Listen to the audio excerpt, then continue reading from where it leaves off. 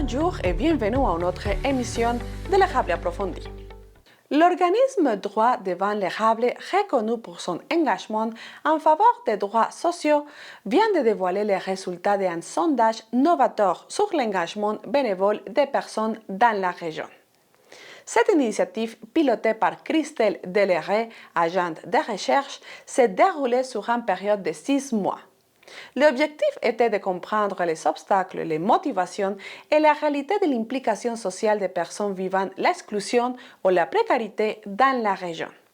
Bien que seulement 50 réponses aient été visées au départ, 136 personnes ont finalement pris part à l'étude, grâce à un format participatif mêlant sondage, spectacle, café, rencontre, version papier multilingue et diffusion sur les réseaux sociaux. Parmi les initiatives, l'organisme envisage de créer une plateforme à l'échelle de la MRC de l'Érable pour faciliter l'inscription des bénévoles et répondre à leurs interrogations. La création de bandes dessinées, une autre idée, permettra de sensibiliser jeunes et moins jeunes de manière ludique. L'étude suggère aussi une plateforme en ligne dédiée au bénévolat intergénérationnel qui tiendrait compte des disponibilités des citoyens et citoyennes. Cette approche vise à dynamiser les milieux de vie en favorisant l'inclusion de tous. Bienvenue. Alors, ce soir, vous allez voir les résultats de la recherche faite par Christelle. Je l'ai écrit parce que c'est long. Faciliter l'engagement social et bénévole des personnes à faible revenu et vivant l'exclusion sur le territoire de la MRC de l'Érable. Juste ça, la soirée finie. Je tiens à vous dire que les documents, pas le PowerPoint, mais ou plutôt la présentation, non, mais les documents dont elle va parler seront disponibles par courriel, par la poste, sur notre site internet bientôt et par courrier si vous désirez le recevoir papier. C'est pour ça qu'on vous demandait à l'entrée, ceux qui voulaient laisser leur adresse. Alors, je vous souhaite une belle soirée. Puis, on a avec nous une surprise extraordinaire qui est ce monsieur, si loin de moi, Esma, qui va nous animer ça tout à l'heure. Alors, bonne soirée! Vous avez lancé un sondage spectacle, on est venu et il y avait du monde. Alors, nous voulions avoir 50 réponses pour le sondage, c'est un maximum. On a eu 136 personnes qui ont répondu au sondage. Et c'était vraiment en un mois, il y a eu vraiment 136 personnes qui ont répondu. Et surtout, ce qui est bien dans les organismes, il y a la barrière linguistique, il n'y en a pas. Mais la plupart des gens, on a vu qu'il y avait la barrière linguistique. On a dû à plusieurs fois faire le sondage, réécrire le sondage, parce qu'il y avait des gens qui ne comprenaient pas. Et pourtant, c'était simple, ils ne comprenaient pas. Également, on avait le sondage papier, on avait une plateforme, on avait plein de choses, les courriels, les mails. On avait même formé certains bénévoles, au cas où il y avait des personnes qui voulaient venir vers eux, leur poser des questions. Ils étaient informés du sondage. Et surtout, il y avait des personnes, comme Louise Yali, qui est avec nous aujourd'hui, qui était l'interprète. S'il y avait des personnes qui ne comprenaient pas, systématiquement, le sondage était écrit également en français, en anglais, en espagnol et en portugais. Et surtout, parfois, en français québécois. Donc, on m'a plusieurs fois dit, on ne comprend pas ton langage. Pourtant, je parle le français, mais je ne parle pas le français québécois. Mais bon, ça ne fait rien. Donc, l'accès aux technologies, comme je vous ai dit, les accès sont limités ici. Comment? Il faut savoir, il faut trouver, il faut savoir comment on peut accéder à des zones isolées. Parce que je vous ai dit précédemment qu'on avait été faire le sondage dans une ville, dans une municipalité. Si on arrive sur place, les gens ne pouvaient pas y accéder parce que l'endroit n'était pas géolocalisé.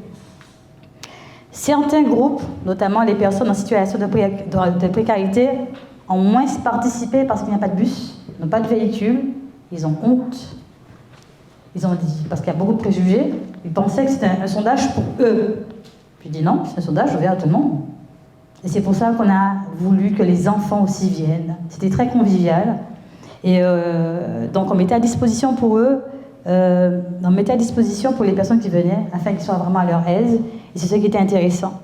Donc le résultat, c'était les gens étaient motivés, mais désorientés, des jeunes qui trouvent, ils veulent faire du bénévolat, mais c'est trop rigide. Ouais, mais qu'est-ce que je vais faire? J'ai mon char, là, tu me donnes rien, qu'est-ce que je fais? Les aînés qui ne trouvent pas les bonnes informations, le frein, c'est la technologie. Les freins invisibles, comme je l'ai dit, le manque de transport, les horaires, l'intimidation par les formulaires. Les formulaires, parfois, sont trop longs. Il faut les simplifier, comme nous aussi, on a simplifié plusieurs fois, même, je pense, à peu près 5-6 fois. Le sondage écrit. Des fois, les gens me disent, j'ai pas le temps. Des fois, c'est pour les retraités. Je suis pas qualifiée. Ok, on dit, t'as pas le temps. Je leur dis, mais c'est juste 2 heures. 1 heure, 30 minutes. Mais pas par jour, par mois. Si tout le monde faisait 2 heures par mois, je sais pas, une famille. Mais des familles qui me disent, on est intéressés, mais il n'y a rien pour nous. Parce que ça inciterait aux familles, surtout aux parents qui m'ont dit, ça permettrait de donner une éducation sociale et bénévole à leurs enfants. Il n'y a pas ça à l'école. Pourquoi vous n'intégrez pas à l'école? Pourquoi les grands organismes n'intègrent pas l'école? Je ne sais pas si... Et pourtant, on a vu, il y a des lois spécifiques pour ça qui permettent aux organismes d'intégrer les écoles et faire des partenariats avec les écoles. Tout ça, c'est dans le formulaire papier. Tout y est, j'ai tout mis pour vous. Le problème, ce n'est pas que les gens n'ont pas de cœur ou manquent, c'est le pont. Il n'y a aucun pont entre les organismes, ainsi que la nôtre, droit de variable, entre la population et nous. Parce que il faut simplifier l'accès à l'engagement, moins de paperasse, même s'ils ne savent pas. C'est quoi le bénévolat? Tu me formes, tu me proposes quoi, tu me dis quoi? Est-ce qu'il faut être formé? Il y a des personnes âgées qui veulent faire du bénévolat, mais ce n'est pas juste entrer. Nous, ils veulent une formation. Ils n'ont jamais fait d'école. Ils veulent être reconnus. Ils ne savent pas lire. Ils veulent être reconnus. Ils veulent plus de proximité. Il faut adapter les formats. Les événements courts, en ligne, en famille. Changer le ton du bénévolat, ce n'est pas un sacrifice. En fait, pour eux, le bénévolat est égal à se sacrifier. Non, certains m'ont dit non. C'est une expérience vivante et valorisante. Et là, ce n'est pas des personnes âgées, ce sont des jeunes qui m'ont dit ça.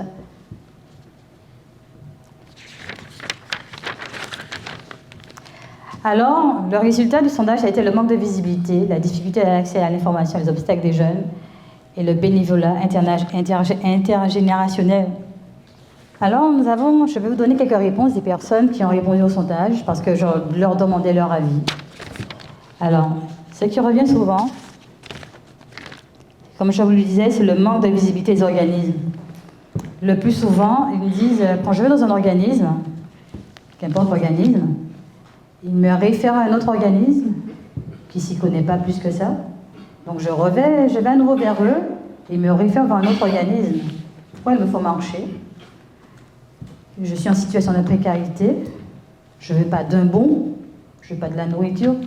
Autre que ça, je l'écoute. Ils m'ont dit, dans une discussion, on en a beaucoup parlé, c'est l'entente, l'écoute, la compréhension. Et des fois, il n'y a pas ça. Je ne dis pas que c'est une généralité, mais il y a des gens qui ont dit ça. La difficulté d'accès aux informations sur le bénévolat. Ils trouvent, où vont-ils chercher? Où doivent-ils aller chercher l'information pour faire du bénévolat? Est-ce qu'il faut qu'ils se déplacent? On n'est plus là. Les gens ne se déplacent quasiment plus. Qui doit-on voir? Ils nous ont dit, on ne peut pas discuter avec eux, ils sont affairés. Alors, le rôle essentiel du bénévolat intergénérationnel. Donc, les aînés veulent transmettre à la nouvelle génération le bénévolat, mais ne savent pas comment le faire. Alors, il y a des organismes qu'on voit moins, c'est-à-dire les organismes spécialisés, comme nous, par exemple, pour Devant Érable. Les gens ne connaissent pas plus que ça. Il y a quelqu'un qui m'a dit également que je connais le bottin. Je connais le bottin, il est gros comme ça. Je ne peux pas me promener avec un bottin gros comme ça. Et encore, je ne sais pas lire. Donc il faut le simplifier. Je ne sais pas lire. Il y a des gens qui me disent ce serait bien qu'on mette les logos de chaque organisme et faire une phrase simple à côté. Et ça, je peux le mettre dans ma poche. Ça, je peux le mettre dans ma poche et le numéro. Et que si on me donne un numéro, il faut que la personne réponde. Les gens ne répondent pas. Ou on me dit de patienter. Ou on ne me rappelle pas. Ou les gens sont frustrés. Ils ne sont pas frustrés parce qu'ils n'ont pas de moyens. Ils veulent qu'on leur donne des solutions. Ils veulent surtout également que quand ils vont vers des gens, je parle de la généralité, je ne dis pas que les organismes ne font pas leur travail, qu'on ne les ballotte pas de droite à gauche, qu'on leur dise des choses vraies. Ça va pas, ça va pas. S'il faut que j'aille voir un psychologue, ok, aide-moi à aller voir un psychologue. S'il faut que j'aille voir un autre organisme, oui, mais ne me fais pas me balloter.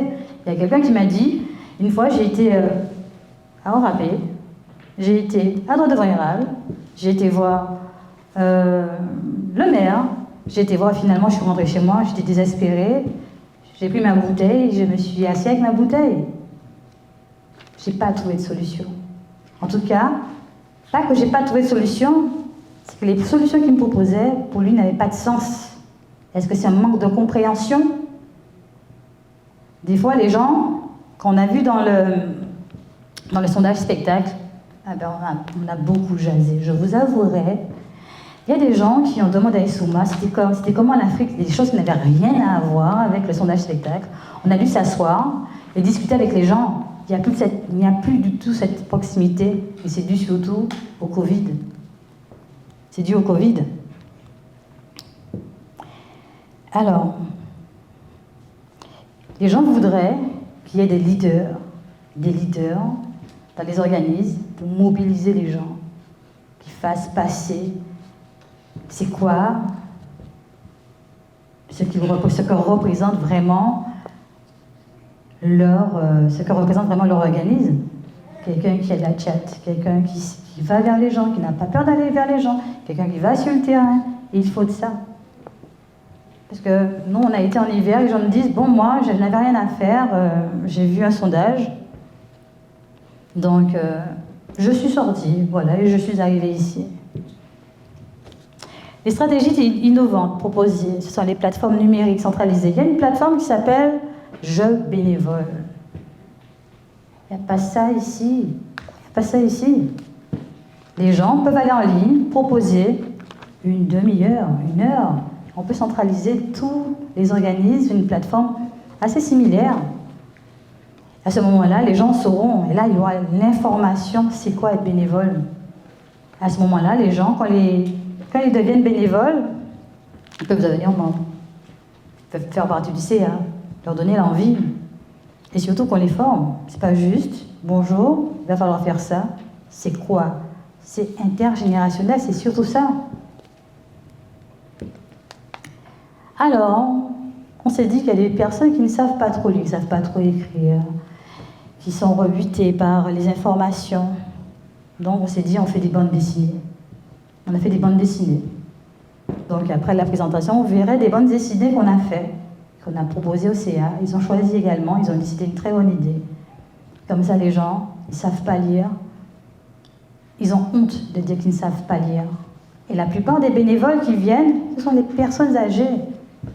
Pourquoi mettre une étiquette sur quelqu'un qui ne sait pas lire, qui ne sait pas écrire, et que même parfois, quand il discute, il a peur de montrer qu'il ne comprend pas. Le programme adapté aux jeunes, les horaires flexibles. Il y a des jeunes qui ne sont plus dans le circuit scolaire. Ils veulent ces informations-là. C'est vers eux qu'il faut aller. Moi, j'ai été reçue à un organisme où j'ai discuté avec une dizaine de jeunes. C'est eux qui m'ont dit, mais t'es fermé. Ils m'ont même dit, tabarouette, t'es fermé. Tu veux que je fasse quoi? J'ai besoin de savoir si j'ai besoin de voir un organisme parce que j'ai un problème avec mon propriétaire. Je ne peux pas vous voir. Je dois me nourrir d'abord. Mais les jeunes, ils ont autant de difficultés. Ils ont même plus parlé, je vous avouerai, que les personnes âgées. Et c'est là où ça bloque, c'est les jeunes. Ils veulent un créneau, ils veulent un leader, ils veulent des réseaux sociaux. Ils sont sur les réseaux sociaux. Ils sont sur TikTok. Il faut des jeunes. Il faut ramener les jeunes. Il faut ramener les jeunes dans le bénévolat. Sur les réseaux sociaux, TikTok, tu regardes quoi, TikTok?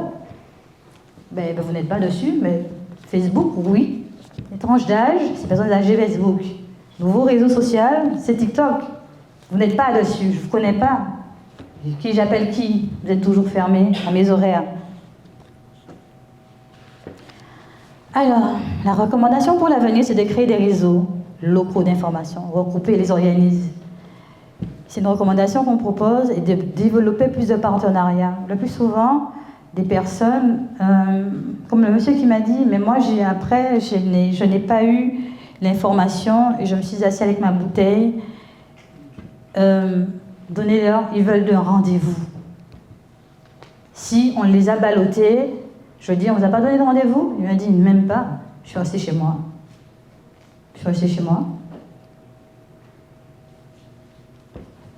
Lancer des campagnes de sensibilisation, utiliser des témoignages des personnes qui sont passées par là. On a eu des personnes au sondage spectacle qui m'ont donné leur témoignage. Ils m'ont dit, oui, moi, ça me tente de dire que oui, j'ai été dans une situation de précarité et je peux dire, je m'en suis un peu en sortie, ouais.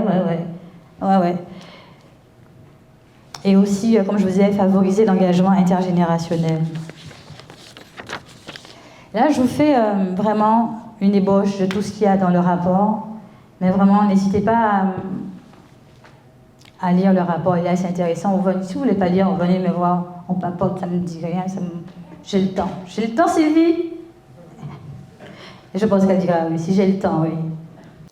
La présentation de ces résultats a inclus la participation d'un immigrant africain qui, à travers une histoire et l'interaction du public, a transmis un message sur la façon dont de petits gestes peuvent être d'une grande aide pour toute la communauté. La chose qui m'a impressionné dans ce projet, ça m'a ramené un tout petit peu en Afrique. Et la solidarité, ou alors le bénévolat, commence à l'intérieur de nos familles. C'est-à-dire, même quand les enfants sont encore gosses, ils commencent à avoir des notions de solidarité. Je sais qu'il y en a qui vont douter, mais je vais vous montrer ça tantôt, à travers cette histoire. C'est l'histoire d'une maman qui avait 3 enfants. Une femme travaillante, je vous assure. Vous savez, non seulement elle était travaillante, mais elle avait beaucoup d'affection pour ses enfants. Toutes les fois qu'elle était en train de nettoyer les grains, comme ces graines que j'ai mis dans cette calebasse, ça c'est un fruit qu'on appelle une calebasse. En Afrique, ça sert à beaucoup de choses. On boit de l'eau dedans, on sert à manger dedans, ça sert même d'instrument, de musique. On fait plein d'affaires. Imaginez la moitié ici au-dessus et ça va vous donner la grosseur du fruit. Alors, j'ai mis là à l'intérieur des grains de petits pois. Pour vous montrer à peu près ce que faisait cette maman-là. Toutes les fois qu'elle était en train de nettoyer les petits pois, elle chantait. Et ça faisait quelque chose comme ceci. Alors, non, comme c'est une belle berceuse et c'était une maman qui chantait ça, vous allez m'aider à chanter cette berceuse. En battant vos mains au rythme du son qui sort de cette calebasse. Alors, on va y aller comme ceci.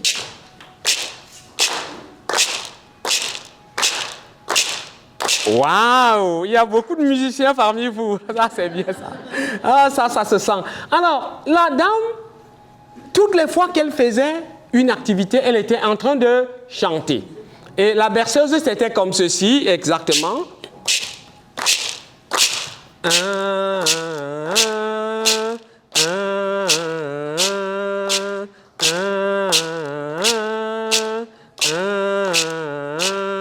Alors, ça, c'est la deuxième affaire que vous allez ajouter. Vous faites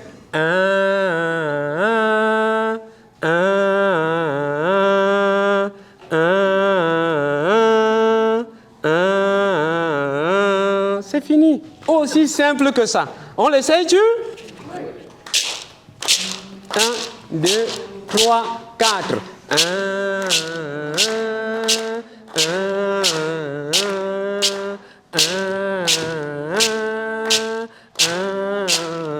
On continue sans s'arrêter.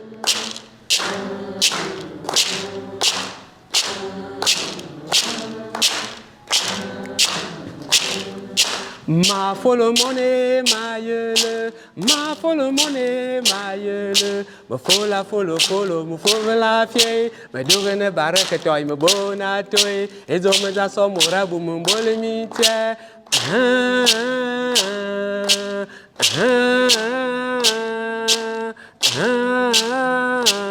Waouh! Cette berceuse, ça signifie je berce mon enfant. Je le berce tendrement. Quand je suis fatigué, je le prends, je vais le mettre au lit. Je berce mon enfant. Et s'il continue à crier et que ça m'énerve, je vais le mettre un tout petit peu loin au coin. Mais comme ce qui sort du ventre de l'humain est si cher, je vais encore le prendre et je me mets à le bercer mon enfant. C'est beau, hein? C'est poétique. Effectivement, cette femme-là, donc, tout ce qu'elle faisait, elle chantait une berceuse en guise d'amour à ses enfants.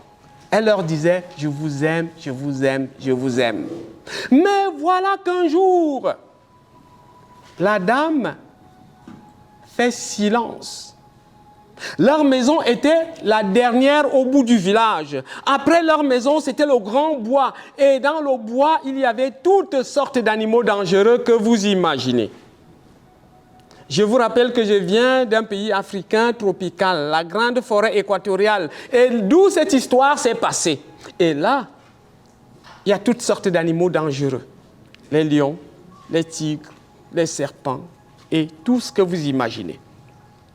Alors ce soir-là, c'était le silence dans cette famille.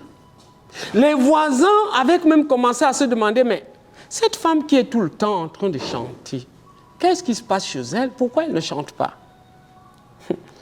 Je vais vous dire pourquoi. Parce qu'on n'a pas assez de temps ce soir, hein, pour que l'histoire aille très vite. Je vais vous dire que la maman était malade. Elle était incapable de son lit pour fermer la porte de leur maison ce soir-là. Voilà pourquoi on n'avait pas suivi la belle berceuse.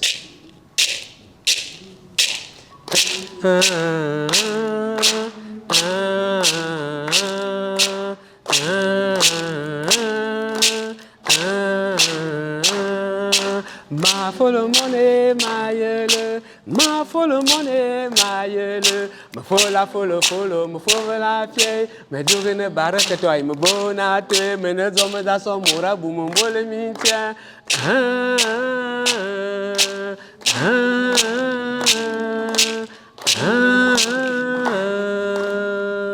Cette femme qui était malade, incapable de se lever de son lit, a appelé son fils aîné, lui a dit, mon bébé, mon garçon, s'il te plaît, je suis souffrante, je suis malade, incapable de me lever de mon lit pour fermer cette porte ce soir. S'il te plaît, peux-tu nous fermer cette porte? Tu sais qu'il est dangereux de passer la nuit dans ce village avec une porte grandement ouverte. Le gars de regarder sa mère, de lui dire, voyons donc maman, je suis le fils aîné de cette famille et c'est à moi que tu demandes de fermer la porte? Non, je ne ferme pas la porte. Adresse-toi à ma petite sœur. Et je vous ai dit au début de l'histoire que leur maison était au bout du village. Après leur maison, c'était le bois. Et dans le bois, il y avait toutes sortes d'animaux dans...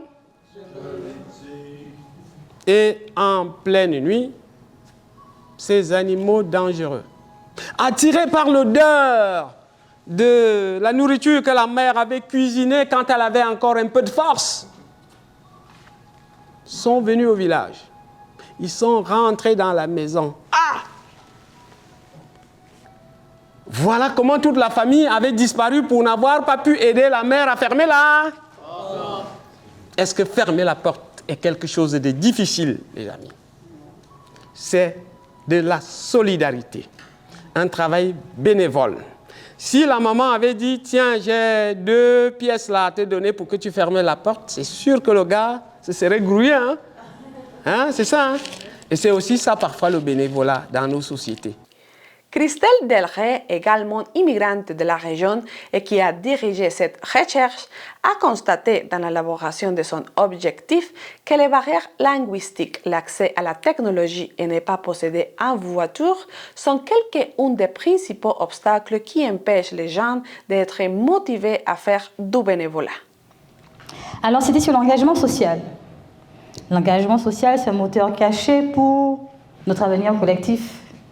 On cherche des bénévoles encore et toujours, partout, mais ça coince. Pourquoi ça coince? Est-ce que le bénévolat est devenu un vieux réflexe d'autre temps? Est-ce que le Covid est passé par là? Est-ce qu'on est allé en 2.0? Au fait, je suis Christelle Delray et je suis agent de recherche. Et c'est moi qui ai mené à bien la recherche pendant 5 à 6 mois. Et alors, promis ici, il n'y aura pas de discours ennuyeux, juste un constat, des histoires, quelques vérités piquantes et une grande invitation.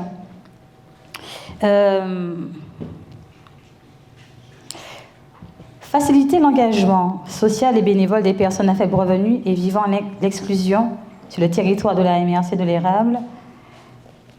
C'était ça la recherche, en fait, pour vraiment savoir qu'est-ce qui se passait au niveau de la MRC de l'Érable. C'est le projet, comme Sylvie le disait, qui a été mené par l'organisme Devant Érable. Nous avons depuis, je pense on est entré dans, je dirais plutôt, ça fait plus de 26 ans à peu près, que nous défendons les droits sociaux des personnes en situation de précarité, tout en les accompagnant dans des démarches avec les institutions publiques et surtout avec les partenaires d'autres institutions, comme les partenaires des associations et des organismes communautaires également. Donc c'est quoi le bénévolat? C'est quoi être bénévole? Cette interrogation a fait chemin, comme l'a dit Sylvie, et oui, ça vient d'une idée de bénévole qui a posé la question pour savoir c'est quoi le bénévolat, parce que c'est un peu flou pour tout le monde. Donc, Sylvie s'est dit, l'idée, elle est conçue, elle est faite. Ok, go. Comme elle dit, c'est son bébé. Donc, j'ai essayé de mener à bien son bébé et le faire grandir comme j'ai pu. Mais pourquoi ça coince? Est-ce que les gens ne veulent plus s'engager? Est-ce que on ne leur donne pas vraiment les moyens? Quels sont les moyens qu'il faut mettre en place? Y a-t-il de nouveaux moyens? Ou faut-il écouter la population concernée? Parce qu'on parle de personnes en situation à faible revenu et les personnes non concernées. Donc, j'ai vu un panel de personnes, je dirais des personnes en précarité, des personnes aisées, des professeurs. J'ai vu des élèves, j'ai vu des jeunes, j'ai vu des ados, j'ai vu des enfants de 8 ans, de 7 ans, de 6 ans qui ont répondu à toutes mes questions. Il y avait même une qui m'a dit, à 8 ans, elle était très très très bavarde, je vous dirai plus tard ce qu'elle m'a dit. Alors le projet a commencé, il fallait que je fasse une étude de marché pour savoir vers où je dois aller. Donc, à Devant Érable, on a la chance d'avoir énormément de bénévoles. Donc, moi, au niveau des bénévoles, je les ai tous rassemblés, j'aurais posé tout plein de questions. Pour savoir, pour connaître l'analyse du contexte, c'est-à-dire la présentation du secteur associatif, des organismes concernés, l'état actuel du bénévolat. J'ai entendu des bénévoles de chez nous, Devant Érable, de d'autres organismes, on a bien jasé.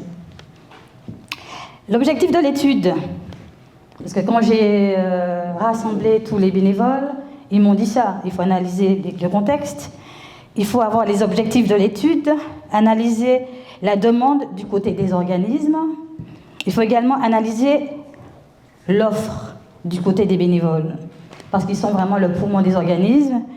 Ils m'ont dit également, j'ai rajouté aussi qu'il y a une étude concurrentielle à faire, c'est-à-dire vers les autres organismes dans le même domaine. Comment recrutent-ils? Quels dispositifs ou pratiques fonctionnent ailleurs? Et pourquoi ça ne fonctionne pas chez nous, par exemple, dans d'autres organismes? Pourquoi d'autres ont plus de bénévoles que d'autres? Et pourquoi il n'y a pas de jeunes? pourquoi il n'y a plus de jeunes? Pourquoi il y a plus de personnes retraitées? Et la méthodologie. Donc, on a fait des enquêtes, des entretiens, des sondages auprès de bénévoles, auprès de professeurs. J'ai vu également des professeurs qui m'ont donné leur avis. Ils nous ont dit oui, mais vous me donnez quoi en retour? Je sais pas, oui, vous venez, vous me proposez quoi? Moi, je sais, moi j'ai parlé, je venais d'arriver. On dit, mais toi, tu me proposes quoi? Droit devant érable, les droits sociaux, tu me proposes quoi? Moi, quand je vais dans la rue, c'était à la période des grèves quand j'ai commencé. Tu viens dans la rue avec moi? Pour que je puisse par la suite discuter avec toi, ramener des jeunes. Mais en gros, je ne vois pas l'intérêt. Donc, comment je peux aller vers les professeurs? Donc, c'était ça qu'ils me disaient. Tu fais quoi pour nous? Mais tout au long du sondage, ça revenait, cette réponse était récurrente. Qu'est-ce que vous faites pour nous? Parce qu'à ce moment-là, même un jeune il m'a dit, mais tes horaires ne me conviennent pas. Je suis à l'école, de 8h à midi, tu es ouvert. De 13h à 16h, je suis à l'école. Entre midi et 2, tu es fermé. Avant 8h, tu es fermé. Le week-end, tu es fermé. À 16h, après 16h, tu es fermé. Tu veux que je vienne? Mais j'ai pas le temps. Et qu'est-ce que tu me proposes? Donc tes horaires ne me conviennent pas. Ça, c'est ça aussi. Nos horaires ne conviennent pas aux jeunes. Alors, le retour général, ça a été « Je n'ai rien à offrir ». Sentiment d'incompétence. Je ne comprends pas ce qu'on attend de moi. Manque de clarté. La plupart des organismes que j'ai vus, il y a un manque de clarté. Personne ne m'en parle. Manque d'informations et de réseau. Juste à titre d'anecdote, petite anecdote qui nous est arrivée. On a été dans une municipalité pour faire le sondage et la structure n'était pas référencée sur Maps. Il n'y a eu personne. Pas de géolocalisation. On a fait tout ce qu'il fallait et quand on arrive le jour même, on essaie de géolocaliser l'endroit, ça passe pas. Il n'y a eu personne. Donc c'est un problème aussi. Ne pas se faire référencer sur Google, c'est un problème aussi. Ne pas se faire voir par les personnes âgées. On est une population vieillissante, des gens qui ne savent pas lire, qui ne savent pas écrire. Il y a plus de 50 personnes qui ne savent pas lire, écrire correctement. Donc, qu'est-ce qu'il faut leur porter afin qu'ils viennent? C'est un frein aussi. Et puis tout passe à l'ère du numérique. Ils ne s'y connaissent pas non plus. Et les jeunes aussi. Celle de 8 ans m'a dit, oui, mais moi, je peux venir uniquement avec mes parents. Les parents m'ont dit, oui, il n'y a pas de problème, mais moi, les week-ends, ils sont réservés à mes enfants, pas pour faire du bénévolat. Il va falloir réaffirmer vos projets en famille, juste à titre d'exemple. Je ne me sens pas à ma place, d'où la barrière sociale, culturelle et psychologique. Les gens ne se sentent pas à leur place. Nous avons dernièrement eu les impôts à droit devant érable. Et je vous avouerai, après on les a reçus, on les a remerciés, on a mis en avant leur qualité, ils étaient tous étonnés. Et Aline, elle est adorable. Elle est là aujourd'hui, je sais qu'elle est là, elle est adorable. Ça, elle était émue. On l'a remerciée parce qu'elle était très adorable et que nous avons besoin de personnes comme elle, juste à titre d'exemple. Même tous les bénévoles, on les a tous mis en avant parce qu'on a besoin de leur qualité. On ne veut pas les défauts des gens, on veut les reconnaître pour ce qu'ils sont et ce que les gens ne voient pas au premier abord. Et c'est ça le bénévolat.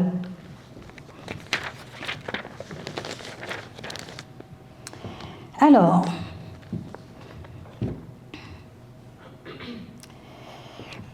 moins de 30% des Québécois s'impliquent régulièrement dans une action bénévole. 53,3% des adultes ont de la difficulté à lire et à comprendre les documents.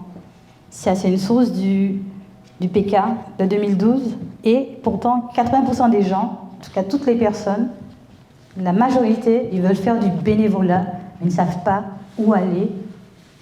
Les horaires ne conviennent pas. Et surtout, ils ne savent pas vraiment de quoi on parle. C'est quoi le bénévolat? Alors, nous, à droit devant érable, alors moi, je sais que je me suis dit, J'ai à peine 5 mois pour mettre tout ça en place. Je ne veux pas 2 réponses. Donc, on a décidé à Droits devant érable de faire un sondage spectacle. On a fait un sondage en ligne, oui, mais à Droits devant érable, comme je vous l'ai dit, on a voulu aller plus loin, créer un espace vivant, sûr, émotionnel, engageant. Ce qu'on a essayé et ce qui a marché, ce sont les cafés-rencontres, oui, il y a eu des cafés-rencontres. J'ai été à Orapé, oui, ils m'ont très bien accueilli. J'ai vu Valérie, on a discuté, j'ai même été au Kabir, j'ai vu quasiment tout le monde. J'ai été très bien accueillie. Mais moi, je sais qu'on m'accueille très bien, mais les personnes ne savent pas que vous accueillez aussi bien que vous m'avez accueilli. C'est ça le problème. Parfois, il y a même quelqu'un, quand j'ai été dans un organisme, qui m'a dit « Les gens sont toujours affairés, ils n'ont même pas le temps de nous dire bonjour. » C'est ça le bénévolat. Surtout dans des organismes où on parle de précarité. Un bonjour, comment allez-vous? Ils disent on n'a pas ça quand on va dans des organismes. Tout le monde est affairé. Il est où le regard? Elle est où l'intuition? Non, les gens sont toujours affairés. Au fait, c'est plus des organismes, c'est plus des associations, c'est des mini, comment ils m'ont dit? Les organismes, pour eux, ce sont de mini-institutions. Au fait, la plupart des gens m'ont dit, le regard des gens dans les organismes sont vides. C'est comme une industrie. Elle est où la chaleur que j'ai reçue? J'ai vu tout le monde, la plupart des gens, même les bénévoles, pas de chaleur. Comment on peut discuter avec quelqu'un s'il n'y a pas de chaleur? Oui, c'est vrai, on est affairé, mais il manque la chaleur dans les organismes. Alors, donc je ne voulais pas 2 personnes au niveau d'un sondage. Je me rappelle, Amélie, ma collègue, m'a donné une anecdote. Elle m'a dit, quand j'ai fait un sondage, moi, j'ai eu 9 réponses, alors que le sondage a duré 9 mois. Je pense que ça faisait une réponse. C'est ça, Amélie, si je ne me trompe pas? Oui. Alors moi, je n'en voulais pas. Donc le sondage, on a fait un sondage spectacle. Ça n'a jamais existé. C'est parce qu'on a été remercier nos bénévoles. On a été voir un spectacle, on était voir une pièce de spectacle au théâtre. C'est là d'où m'est venue l'idée. Donc je me suis dit, bingo, on va aller vers eux comme ça. Donc, on a mélangé sondage, spectacle, conte, musique, humour, discussion, émotion, réflexion. Même les gamins de 6 ans parlaient. C'est dingue, non? Une expérience participative avec 4 municipalités que j'ai volontairement fait le choix par rapport à la démographie. Je veux savoir vraiment si les gens se déplaçaient, même dans une municipalité où il y avait à peu près pas grand monde, savoir pourquoi ils se déplacent, pourquoi ils ne se déplacent pas. Il n'y a pas non plus de, comme ils m'ont dit encore, dans des petites villes reculées, ils ne peuvent pas se déplacer comme dans les grandes villes, comme à Plessisville. Il n'y a pas de, j'oublie l'expression, c'est-à-dire que les organismes devraient aller une fois par semaine ou une fois par mois dans les petites villes pour se faire reconnaître en tant qu'individus. Pas vous, mais eux. Dire que nous existons, on sait que vous existez, mais les reconnaître, ces gens-là. Parce que plus les villes sont reculées, plus les personnes sont en précarité. En tout cas, c'est ce que disent les gens. C'est plus caché, mais il y a des gens aussi qui sont dans des situations de précarité. Donc, ils nous demandent d'aller vers eux, faire des partenariats avec des municipalités, aller les voir, et puis voilà, c'est dire, moi je me présente, je suis Christelle, j'ai le droit devant érable, les droits sociaux, tout le monde en a besoin. Il y a des gens qui ne travaillent pas, ils ont des problèmes au niveau des revenus, et bien on est là, on va passer une fois par mois, ce sera ce jour-là, il sera fixe.